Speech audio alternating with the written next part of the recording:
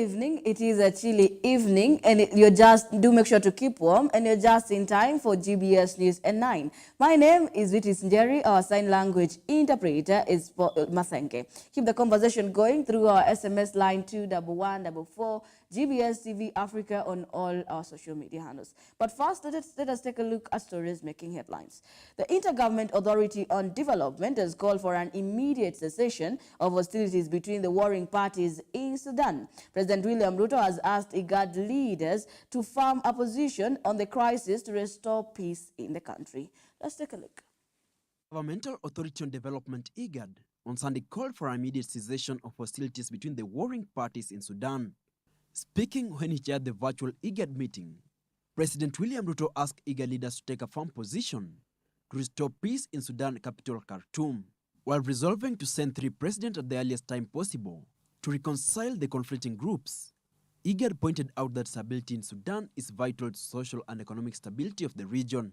I'm very happy that this afternoon my elder brothers, the heads of state from the other countries, have convened so that we can take charge of not just the organization, but also take charge of the situation in our region.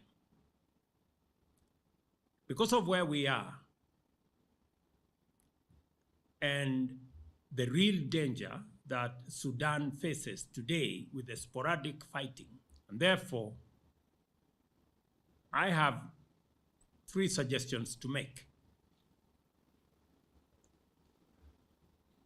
That number 1, as IGAD and as heads of state, that we ask for an immediate cessation of hostilities between the combatants. Number 2 is to move with speed and conclude on this one matter, on the matter that is causing this whole problem. We provide a mechanism as IGAD, together with our partners, on how this single matter of integration of RSF is resolved.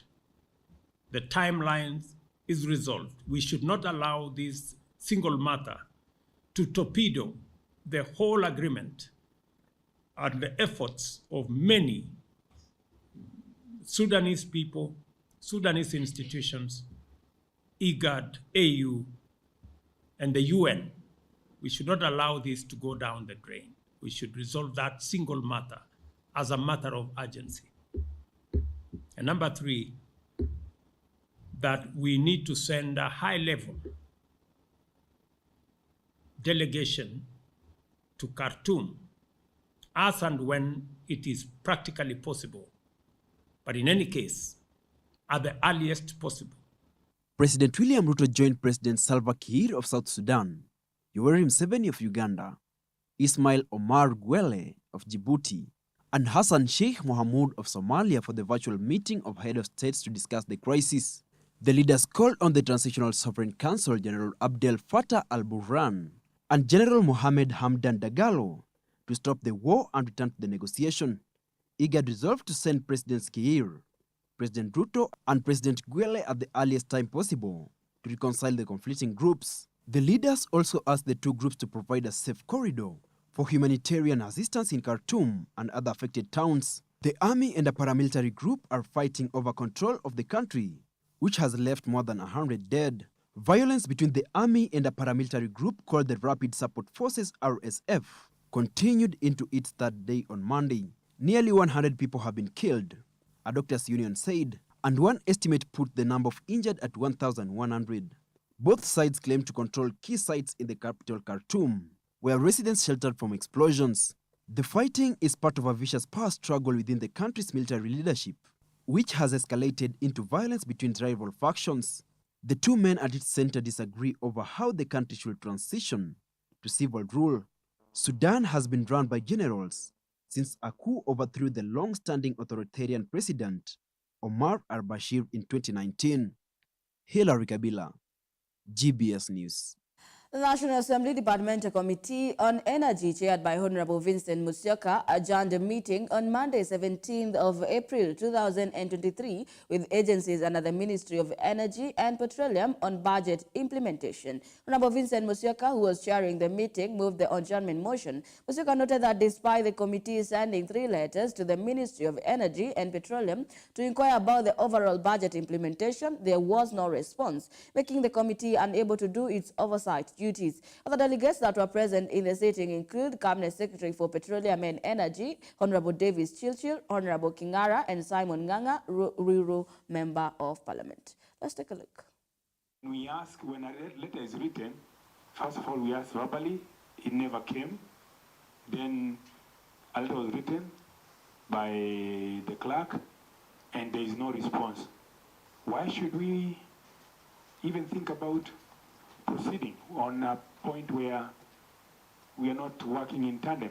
The National Assembly Departmental Committee on Energy held a meeting on Monday, the 17th of April 2023 with agencies under the Ministry of Energy and Petroleum on budget implementation monitoring for the second and third quarters of 2022-2023.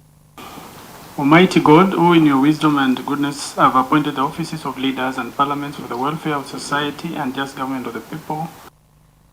The committee, chaired by Honorable Vincent Musyoka, demanded the Ministry of Energy and Petroleum to 1. To provide overall budget implementation, 2. Project execution, 3. Pending bills, 4. Non-financial performance indicators, 5. Financial awards, 6. Any other information relevant to the implementary budget.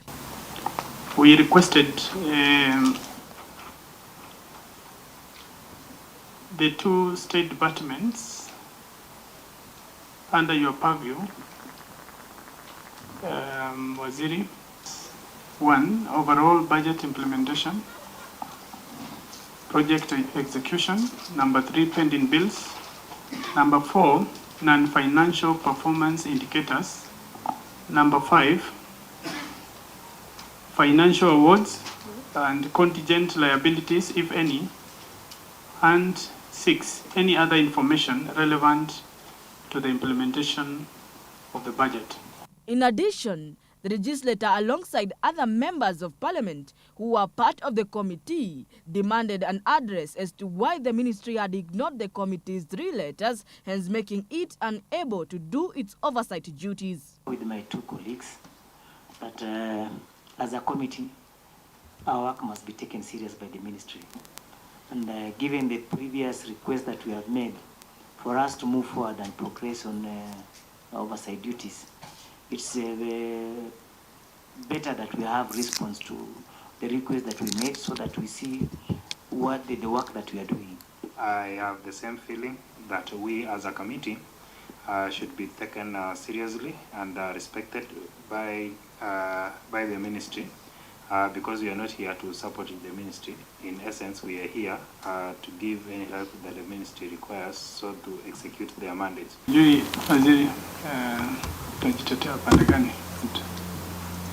Making his presentation, the Cabinet Secretary for Energy and Petroleum, Honorable Davis Chilchil, apologized for the failure of the ministry to respond to the committee and blamed the communication from his department, as he noted he was not aware of the letters. The CS further requested for a day to be able to deliver the budget implementation report. I want to state categorically here that it is not for lack of respect for this committee.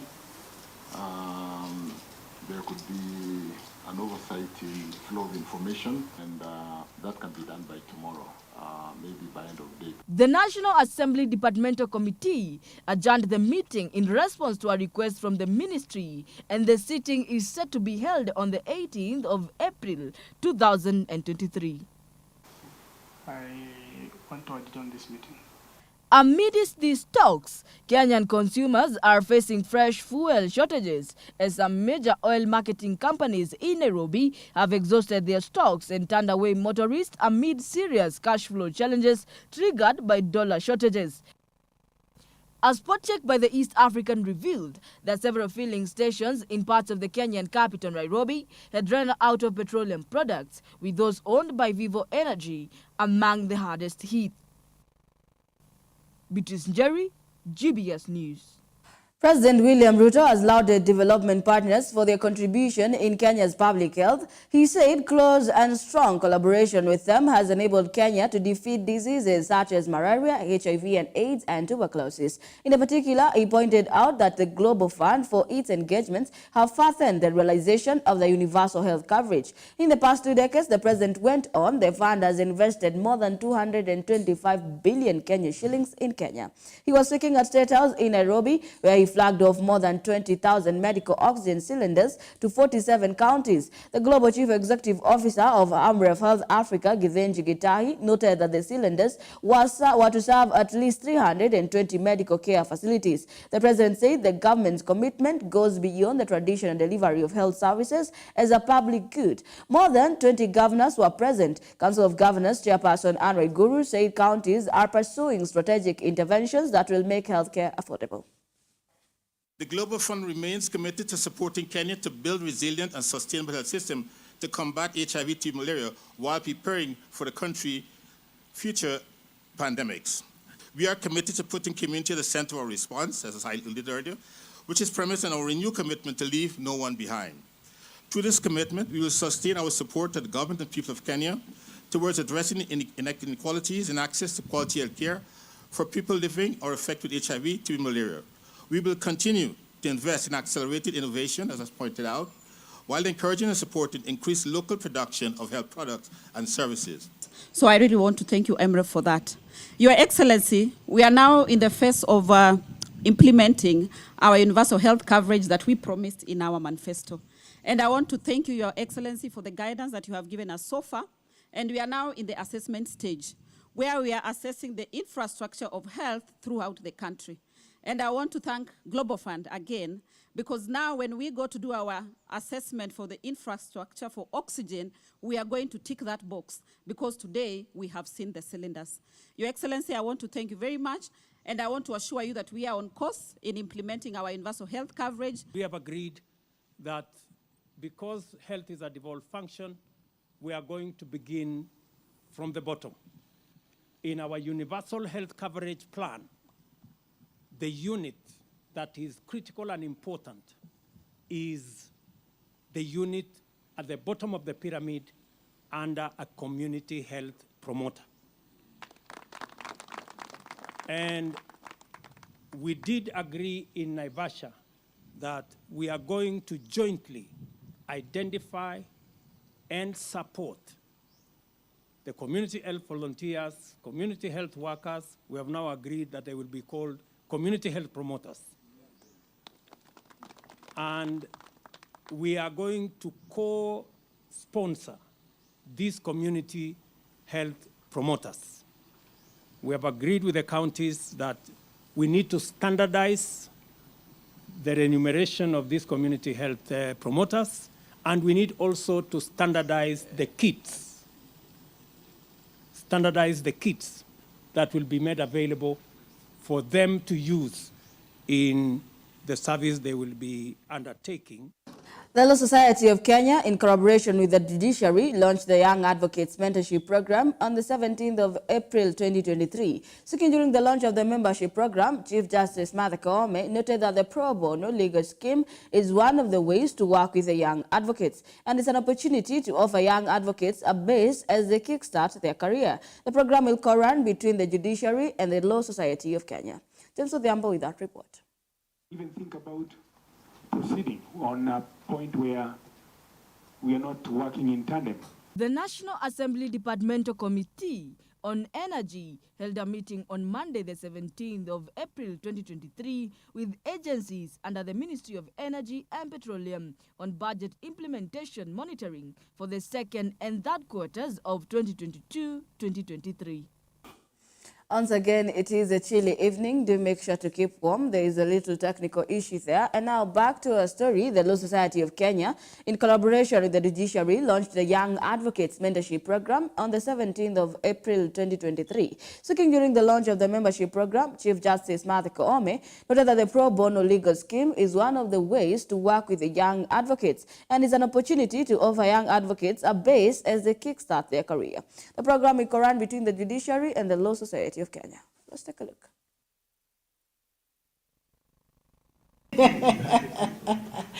Yes, so this mentorship will now cascade to the level of the kind of skills that you need for you to be able to move forward, so that you can move forward with confidence.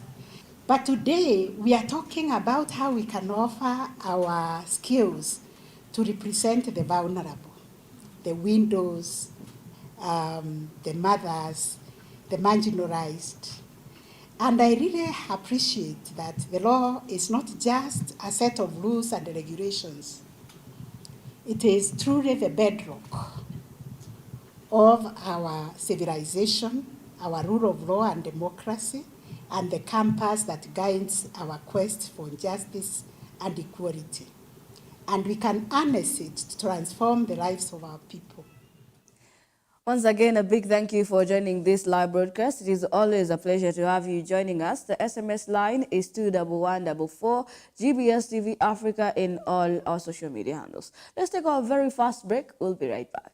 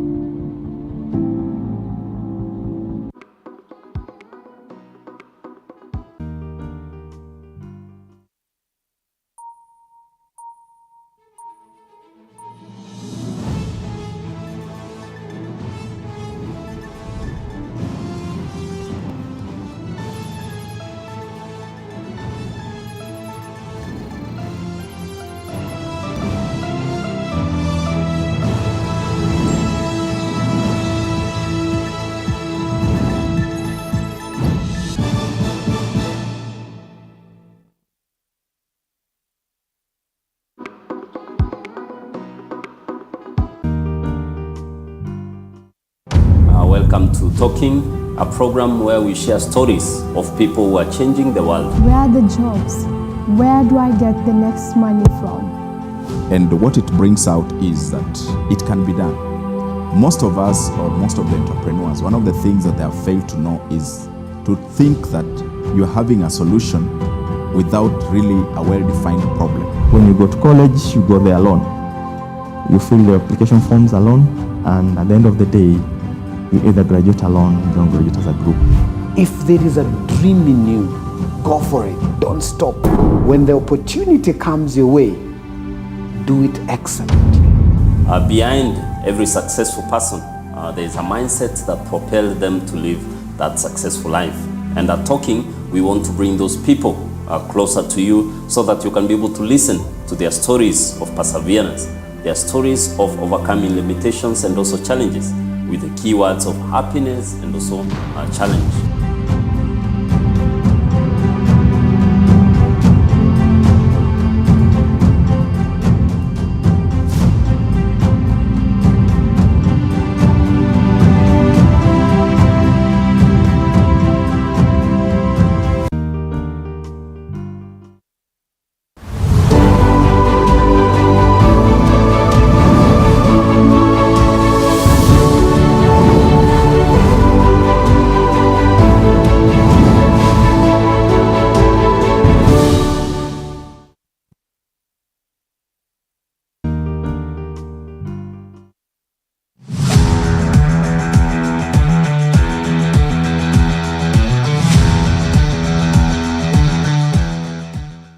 Nakukaribisha tena katika makao makuu yako katika ulimwengu wa michezo. Yoga is not a sport.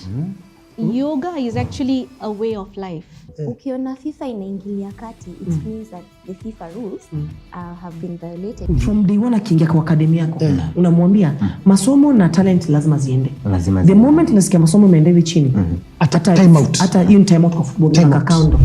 Wanawake ni wengi actually mpaka saa hizi. Tumekaa ni kama tumekuwa wanawake wamekuwa wengi kuliko wanaume. Kuna wale ambao ni artistic. Yes, wanapenda mambo ya kuigiza. I am coded to look for solutions. You limit yourself, not the sport doesn't limit you. We say a dedicated women only show that focuses only on women.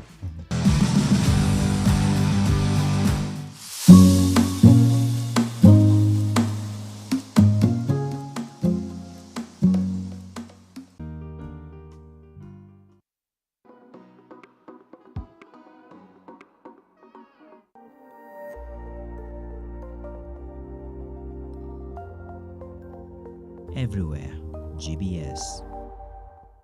Welcome back. You're still watching GBS News at 9. Prime Cabinet Secretary Musalia Mudavadi now says the opposition leader Raila Odinga should not take Kenyans for fools. Speaking in Mombasa on Sunday, Mudavadi insisted that it is time for the former Prime Minister stop destroying the country with his demand for Kofi Annan-like talks with President William Ruto. He was responding to demands by Azimio that IBC servers should be open to show the real winner of the August 9, 2022 presidential polls.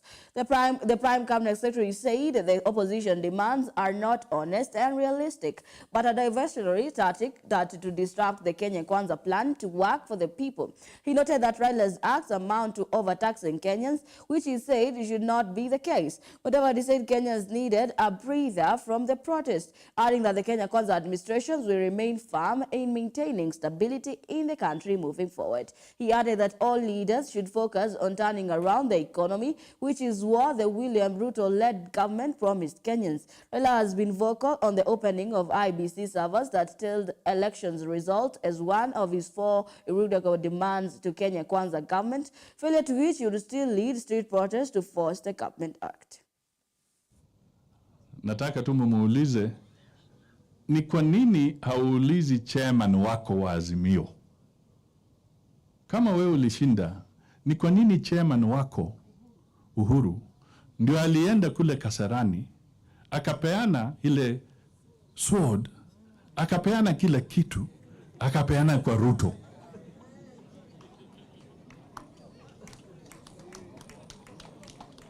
Kwa sababu yeye ndio chairman wa Azimio. Sasa hawezi uliza yule alipewa, enda uulize yule alipeana. Ni kwa nini hakukupatia? Akapatia Ruto. Tunaelewana? The county government of Embu will, in the coming 2023-2024 financial year, set aside 50 million Kenyan shillings to support the creative arts industry. Governor Cecily Mbarula said they are already in the process of formulating a comprehensive policy aimed at guiding the success of the creative industry in the county. Speaking during the marking of the first County Creative Arts Week at an Embu hotel themed mainstreaming and creative economy, the governor insisted the policy will assist in addressing challenges that artists, especially the upcoming face, including funding, training, and capacity development, as well as exposure. The event that brought together individuals talented in areas of fine arts, music, poetry, dancing, and filmmaking was also graced by, among others, President William Ruto's daughter and Youth Affairs champion Charlene Ruto, Secretary for Youth Affairs Raymond Ochieng, comedians Churchill Chipkizi, Dr. Kingori, and musician Bahati. Cabinet Secretary Youth Affairs, Sports and Arts Ababu Namwamba, in a speech read on behalf of by Youth Affairs Secretary Raymond Ochieng, directed Kenya Film Classification Board and Kenya Film Commission to have a memorandum of understanding with the county on areas of partnership in supporting the creative arts industry.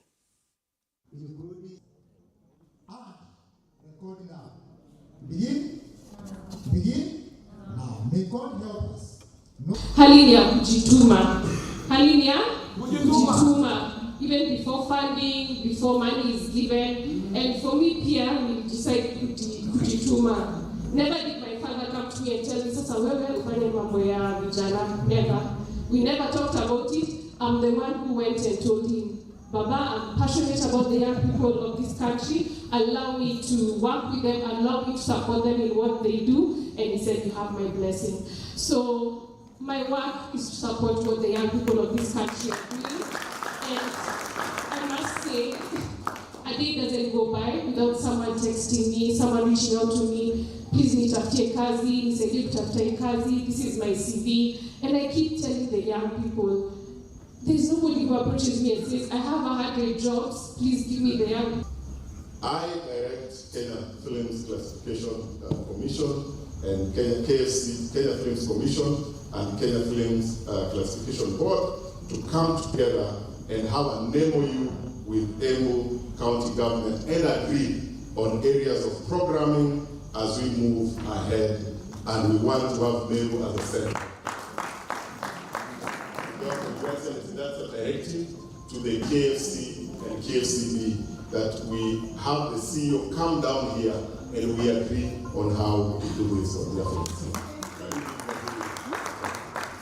And the second directive that CS is giving, that as we prepare and plan for the for June 1st, for the Madaraka Day, we want as a ministry to work together with you through Kenya National Innovation Agency and KFC to make sure that we have that youth.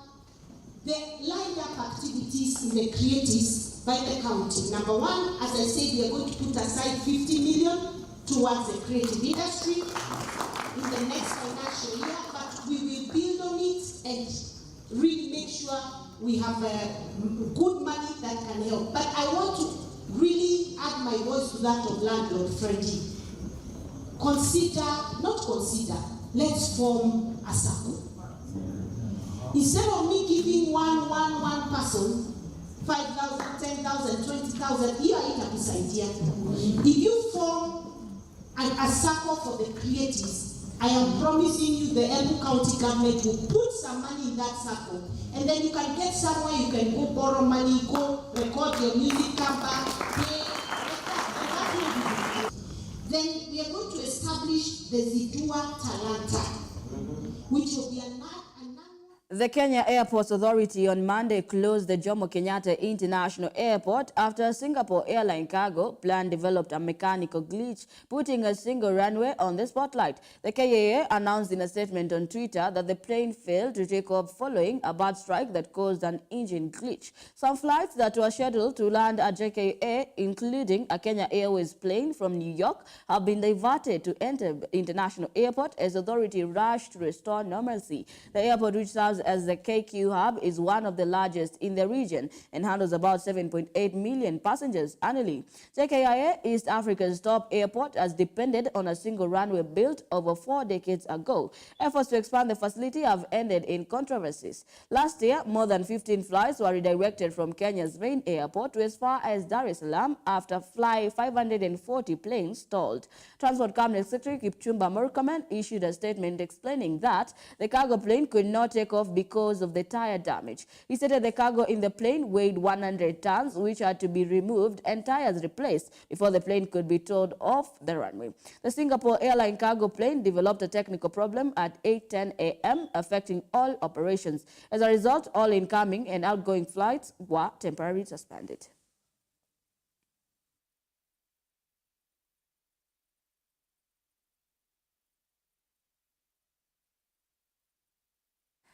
And now to matters international. Sudan's army appeared to gain the upper hand on Sunday in a bloody power struggle with rival parliamentary forces panding their bases with airstrikes. The fighting erupted on Saturday between army units loyal to General Abdel Fattah al-Burhan, head of Sudan's Transitional Governing Sovereign Council, and parliamentary rapid support forces led by General Mohamed Hamad Dagalo, known as Hemedi, who is the deputy head of the council. Burhan and Hemedi agreed on the 3-hour pause in fighting 4 p.m. local time to allow humanitarian evacuations proposed by United Nations. The UN mission in Sudan but deal was widely ignored after a brief period of relative calm.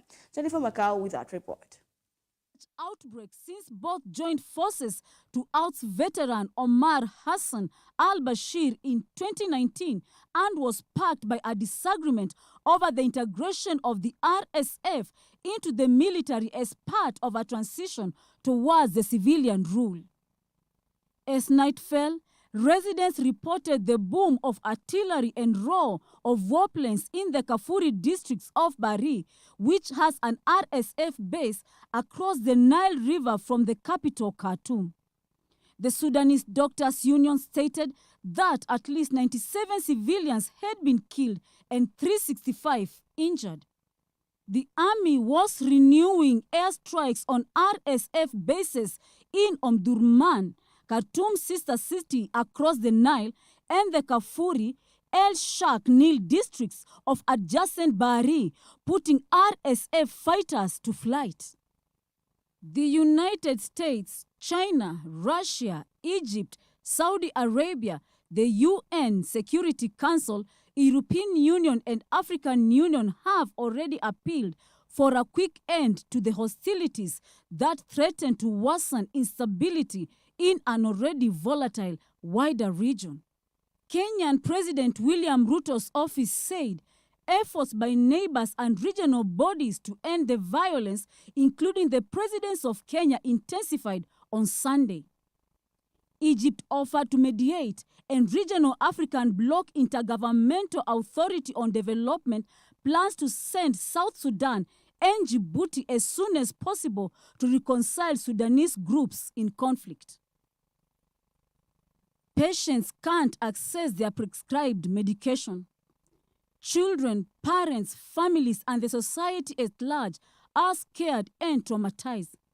They haven't slept for over 24 hours due to the noise and house shaking coming from the gunshots and war commotions. They are worried about running out of food and supplies in a country that already has economic struggles and breakdowns. Their big question and wish prayer is when these conflicts, struggles, and tribal violence will come to an end, giving them a chance to heal and live a normal life again. Jennifer Macau, GBS News. The FBI on Thursday arrested Jack Douglas Teixeira, a 21-year-old member of the U.S. Air National Guard, over the leaks online of classified documents that embarrassed Washington with allies around the world. Federal agents in armored car and military gear swooped on Teixeira dressed in gym shorts, a t-shirt, and trainers at his home Dington, Massachusetts, a mostly wooded town of 8,000, about 50 miles south of Boston. Let's take a look. Attorney General Mary Garland said Teixeira was wanted in connection with an investigation into alleged authorized removal, retention, and transmission of classified national defense and information. Garland said he was taken into custody without incident. Today, the Justice Department arrested Jack Douglas Teixeira in connection with an investigation into alleged unauthorized removal, retention, and transmission of classified national defense information. Teixeira is an employee of the United States Air Force National Guard. He will have an initial appearance at the U.S. District Court for the District of Massachusetts. Aerial news videos showed Teixeira with his hands laced behind his head, walking backward towards the armored car, with one officer watching from the turret, handcuffed and placed at the back of the vehicle. Teixeira was an airman first class at Otis Air National Guard Base in Massachusetts, according to his service record. He joined the Air National Guard in 2019 and worked as a cyber transport systems journeyman or an IT specialist. The arrest comes a week after leaks first became widely known, setting Washington on edge about the damage they may have caused. The episode embarrassed the U.S. by revealing its spying on allies and purported Ukrainian military vulnerabilities. The leak of documents posted largely on social media sites, was believed to be the most serious security breach since more than 700,000 documents, videos, and diplomatic cables appeared on the WikiLeaks website in 2010.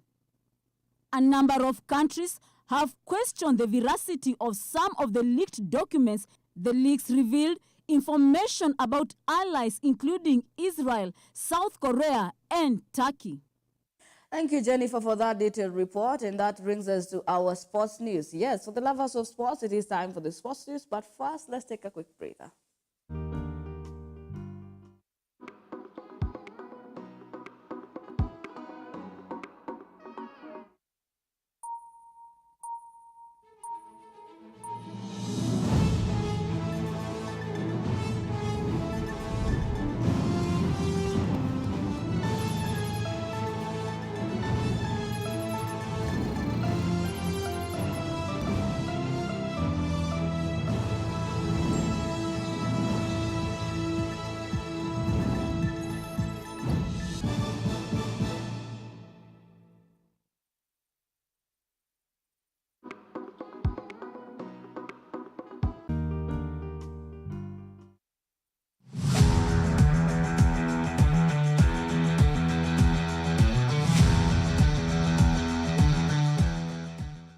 Nakukaribisha tena katika makao makuu yako katika ulimwengu wa michezo. Yoga is not a sport. Yoga is actually a way of life. Ukiona FIFA inaingilia kati, it means that the FIFA rules have been violated. From day one akiingia kwa akademi yako, unamwambia masomo na talent lazima ziende. The moment nasikia masomo imeenda chini, hata time out. Hata hiyo time out kwa football na kando. Yeah, wanawake ni wengi actually mpaka saa hizi. Tumekaa ni kama tumekuwa wanawake wamekuwa wengi kuliko wanaume. Kuna wale ambao ni artistic. Yes, wanapenda mambo ya kuigiza. I am coded to look for solutions. You limit yourself, not the sport doesn't limit you. We say a dedicated women-only show that focuses only on women.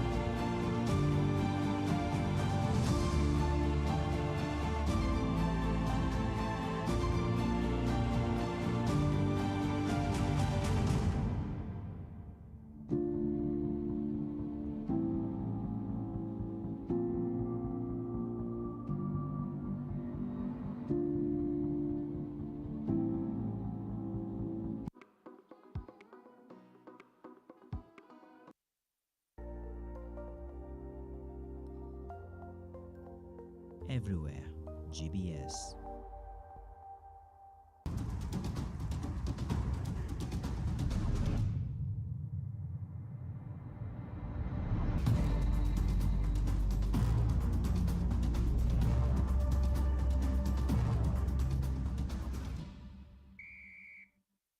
Evans Jebet defended his title in the men's Boston Marathon today. Evans finished in 2 hours, 5 minutes and 54 seconds, being the first Kenyans to defend the title. Eliud Kipchoge, the 4-time world record holder, finished the 6th place, while Tanzanian Gabriel Gay finished with the second in 2 hours, 6 minutes and 4 seconds. Here are the details. The 127 Boston Marathon began today with 30,000 participants from nearly 100 countries taking place. World record holder Eliud Kipchoge took place in the competition, but things did not turn good for him today. The two-time Olympic marathon has been aiming to compete and win all the 6 world majors. So far, he has won the Tokyo, Chicago, Berlin, and London Marathon. He has been training for the Boston Marathon for the last 4 months, but things did not turn as expected for the world record holder, whereby he finished at number 6. Evans Chebet finished the first on the men's race in Boston in 2 hours, 5 minutes and 54 seconds. In Boston, he delivers an historic win and his second consecutive win in the Boston Marathon. Evans Chebet of Kenya takes the 127th Boston Marathon title. Today I'm happy because last year I ran, but last year is not rain, but this year a lot of rain. So I'm happy because I know this course very well, because I'm happy because I win last year and this year. So maybe next year I'll come back again. Maybe repeat. Yeah. He has been defending his title, which he won in the same place last year. He is the first Kenyan to win the race in back-to-back years. Tanzanian Gabriel Gay finished the second in 2 hours, 6 minutes and 4 seconds to settle for silver, while Benson Kipruto finished the third in 2 hours, 6 minutes and 6 seconds. Helen Obiri finished the first on the women's side in 2 hours, 21 minutes and 6 seconds. First of all, I'm so happy because I didn't want to come actually for this race. After, the coach tried to convince me, but my mind was somewhere else. So I said, no, I can't do Boston. So he told me, I believe on you. Just go for Boston and you will make it. For me, I was saying I was 50-50, but he told me you have trained well and go to Boston and be patient up to the last minute. Reporting for GBS TV, I'm McDonald. Talanta FC claimed another draw in 2 consecutive matches. Talanta drew on a 1-1 with Sofapaka earlier today at Kasarani Annex Stadium. Talanta stand at the 13th place with 28 points, while Sofapaka stand at the 12th place with 28 points. Let's take a look. Sofapaka went on a 1-1 draw at Kasarani Annex today in a hard encounter with Talanta FC. Talanta opened the scores on the 41st minute and really played well on the first half, but it was Sofapaka's turn to score on the second half, where new signing Abuko scored the equalizing goal on the 89th minute.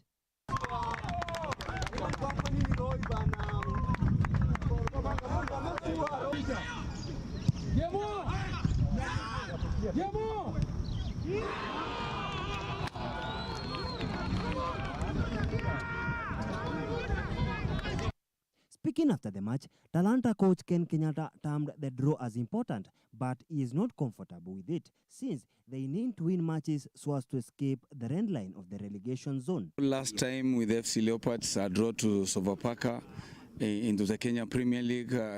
Again, this is the second leg. It's a plus to my players. Another thing is that it is not good for us to draw. We are not in a comfort zone that we have drawn, because we are on the red line. We need to win matches so that we can step up. With the way the league is going, we need to win matches so that we can be comfortable. On the other hand, David Ouma of Sofapaka termed lack of concentration in his strikers as the main reason they drew. My strikers, they didn't concentrate a little bit. They were not really concentrated on the near post, because if they concentrated on the near post at the first minutes of the game, first half, I had 3 clear chances which I could have punished the opponent. But this did not happen. So it did not happen. But I'll go and sharpen on the training. You saw even at the last moment, he flicks the ball out of target. Instead, you control the ball and you set up for incoming players to punish the opponent. So I think it's just the orientation around the penalty box that I have continued to improve on. But for reality, for the young boys that have thrown into the game today, I'm really proud about them. Sofapaka are on the 12th place on the league table with 28 points, while Talanta are on the 13th place with 26 points. Reporting for GBS TV, I'm McDonald. Thank you, McDonald, for that detailed report. And that brings us to the end of our news segment tonight. It is a chilly evening. Do remember to keep warm. Remember, here at GBS News at 9, we make your news our business. My name is Beatrice Njeri. Our sign language interpreter is Paul Mathenke. Good night.